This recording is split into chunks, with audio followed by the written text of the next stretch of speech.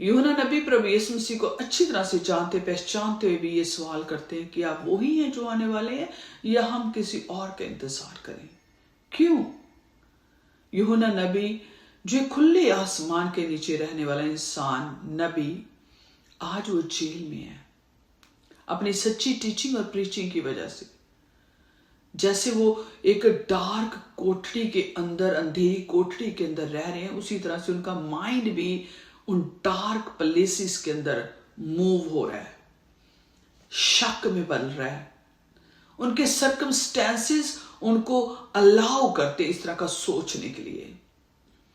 उनके माइंड में बहुत सारे सवाल उठ रहे हैं, उनकी एक्सपेक्टेशन चेंज हो रही है।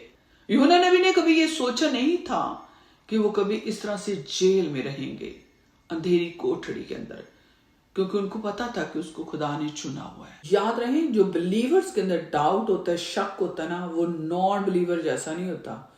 उनके डीप डाउन दिल के अंदर, माइंड के अंदर खुदावंद के लिए फेथ होता है।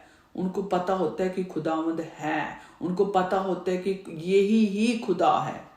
लेकिन डाउट उनके अंदर मिक्स हो जाता है उनके फेथ के अंदर, और उनको ऐसा लगता है पता नहीं खुदावंद उनकी आवाज को सुनता है या नहीं, पता नहीं खुदावंद जवाब देगा या नहीं।